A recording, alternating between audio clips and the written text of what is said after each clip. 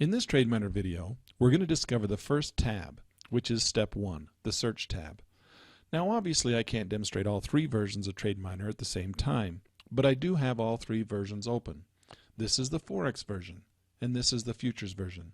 But we're going to simply start with the stocks version. But when I find differences, or when we have differences between the user interface of the other versions, I'll flip over to those and show you the differences. Basically though, it's going to be the same process whichever version you're using. The first thing you'll notice is that we have 5 tabs across the top. In this video, we're going to talk about tab 1, which is step 1, or the search tab. This is where we're going to find and select high probability trading opportunities for our portfolio. The first thing I want to cover is the market scanner. What we've done is we've created this very simple user interface where all we have to do is read this paragraph and answer the questions.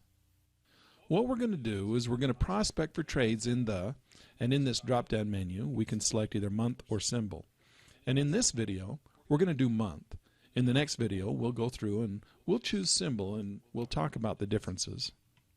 But we're going to prospect for trends in the month of, and I'm going to choose January because that's this month. Find trends that have won at least, and I've got in here 80% of the time, and again that's user definable, and we're going to be showing both longs and shorts, or bullish and bearish trends. Unlike the futures and forex markets, in the stock market, traditionally speaking, for the most part, most traders only take long positions. But since a lot of stock traders buy and sell options, we also want to cover that requirement as well. So this feature is for those of you who might want to take a short stock position or who want to buy a put option, for example. Of course, in the futures and forex versions, now here's the futures version, we also have the same capabilities to select bullish, bearish, or both. Next, we want to list trends that last at least. And this is a moving window, or kind of envelope if you want to think of it like that. We want to list trends that last at least 7 trading days, but no more than 25 trading days. Now of course this is user definable. You can change that from any time frame you want in an effort to find longer or shorter reoccurring trends, depending on your own personal style of trading.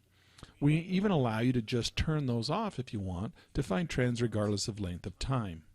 Now in this example, we're going to be mining for at least 10 years of history.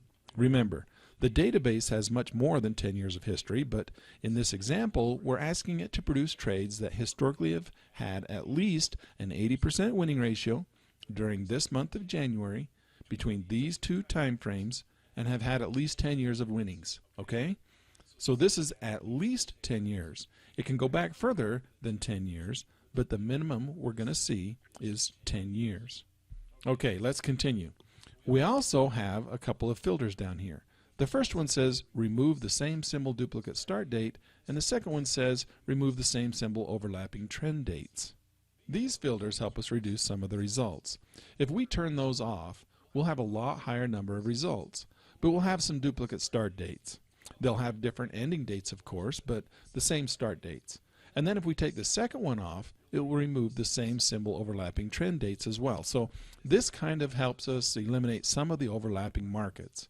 I recommend you play with these two settings, try it with them on, and then again with them off, just to see the differences. But I generally have these turned on when I do my scans. Okay, I think we're ready. Let's hit the Dig Now button, and that's going to send TradeMiner out to scour the entire historical stocks database, where it's going to find those stocks that meet this specific criteria. This just takes a few minutes, so I'm going to pause the video, and when it's done, I'll come back. Okay, the scan is completed, and in this example we have received 742 results, or as I like to think about it, 742 different trading opportunities. Now that's a lot of trades, so in our next video we're going to talk about how to fine-tune our results, and we'll learn how to choose just the very cream of the crop trading opportunities.